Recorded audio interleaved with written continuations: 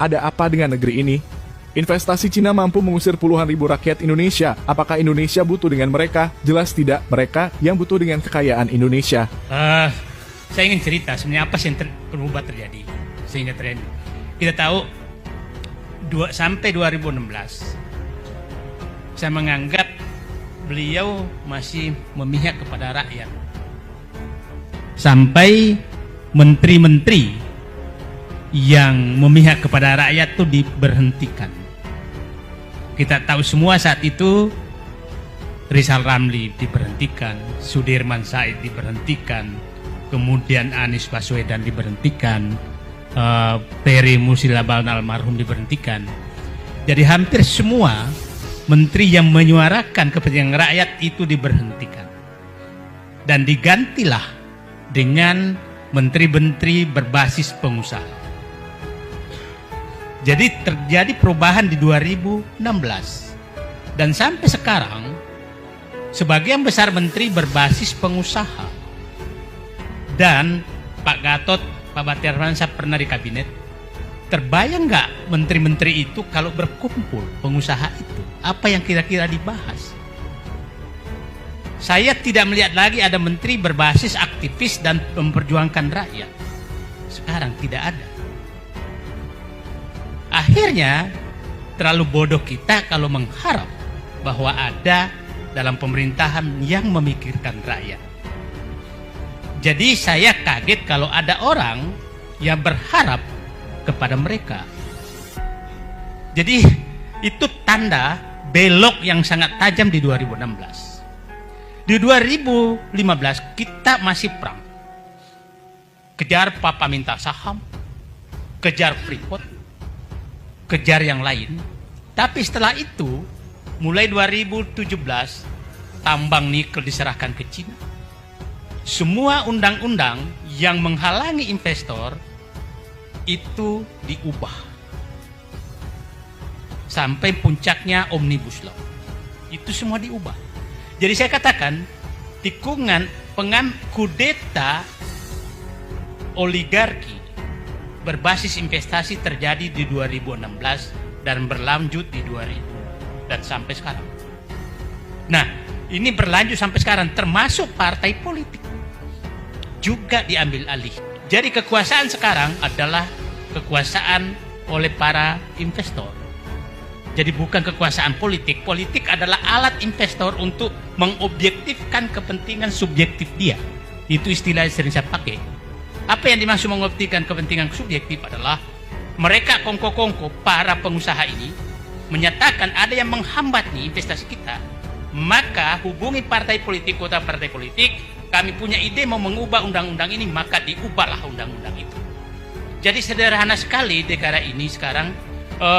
Kalau dulu Pak Gatot pernah menyatakan berapa angka menguasai negara, sepertinya sekarang tidak perlu lagi, Pak. Mereka kongko 10 orang, selesailah negara ini. Ya. Nah, yang menariknya undang-undang ini karena seakan-akan terpesan dari suatu negara. Dalam hal ini Cina, seakan-akan terpesan dari satu negara. Saya kasih contoh paling nyata, Rempang lah, yang paling baru. Coba bayangkan bulan Juli kunjungan Presiden ke Cina dan Bahlil menandatangani MOU dengan perusahaan Cina. Bulan Agustus keluar keputusan Menko Perekonomian menyatakan bahwa itu proyek strategis nasional. Bulan September penggusuran dilakukan dan 28 September harus menyatakan kosong. Oke? Apakah yang secepat itu terjadi kalau bukan karena sudah negara ini sudah diambil alih oleh investor dalam dan luar negeri? Nah, jadi janganlah berkelit bahwa politik masih menguasai, hukum masih menguasai. Saya menyatakan sudah tidak ada kekuasaan di negeri ini kecuali yang punya uang, dan mereka sudah dibeli. Kita telusuri pernyataan beberapa pejabat. Presiden Jokowi 2019 pada saat kampanye menyatakan Jokowi soal menghambat investasi, saya akan kejar dan hajar. Coba bayangkan seorang presiden menyatakan kata kejar dan hajar. Ya Jenderal Gatot, kalau jenderal bisa ngomong tembak, maka prajurit langsung nembak. Ini presiden menyatakan hajar. Artinya saat itu mungkin oligarki sudah menyatakan, keluarkan pernyataan keras kalau mau menang. Karena tidak lagi perhatikan rakyat. Tidak ada pembelaan rakyat saat itu. Adalah kita hajar.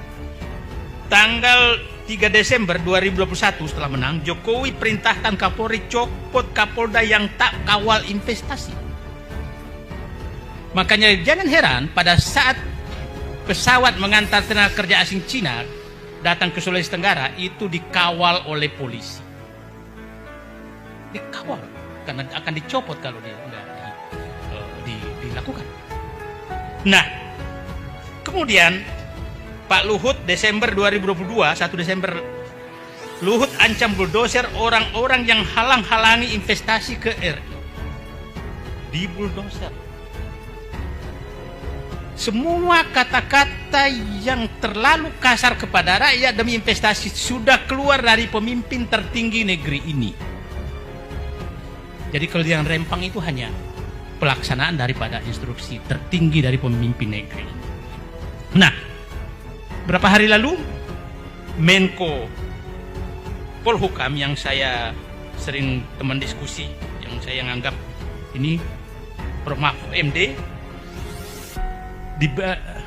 Rempang bukan penggusuran tapi pengosongan lahan. Saya sampai kehilangan akal sehat memaknai kata-kata ini. Pengosongan lahan itu adalah tujuan. Penggusuran adalah cara.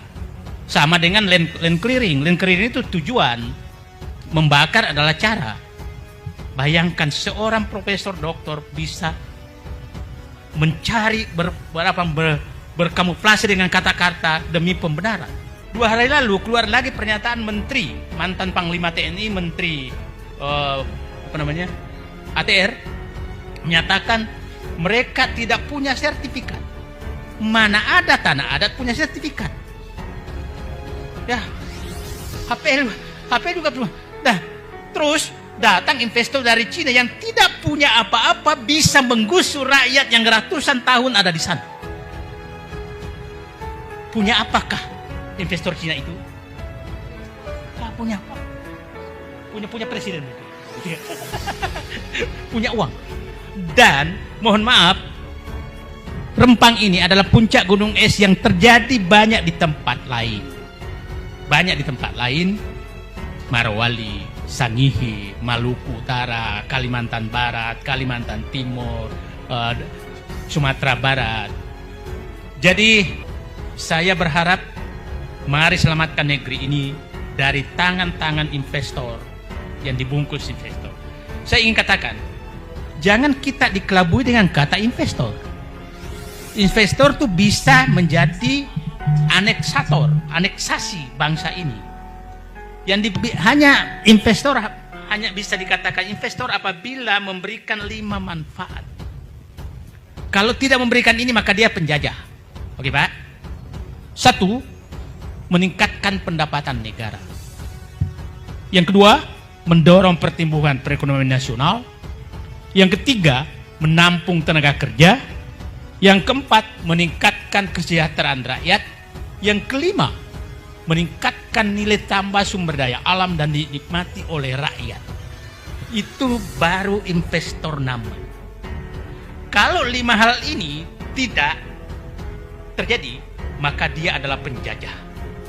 Jadi jangan sampai yang diundang mereka ini adalah penjajah. Saya ingin ini. Kasih contoh Marawali. Pendapatan negara nggak ada karena dibebaskan pajak selama 20 tahun. Oke? Pertumbuhan ekonomi tidak ada hanya karena itu langsung ke Cina semua. Ada pertumbuhan tapi itu tidak untuk kesejahteraan. Hanya di dalam angka-angka bukan milik kita. Menampung tenaga kerja enggak karena mendatangkan tenaga kerja asing. Memacu pertumbuhan ekonomi tidak karena bank yang digunakan bank Cina, mesin yang digunakan mesin Cina. Tidak ada sama sekali pembelian apa-apa di Indonesia. Nah, terus apa namanya? Bagi saya, investor yang tidak memberikan 5 manfaat seperti yang saya katakan tadi adalah penjajah.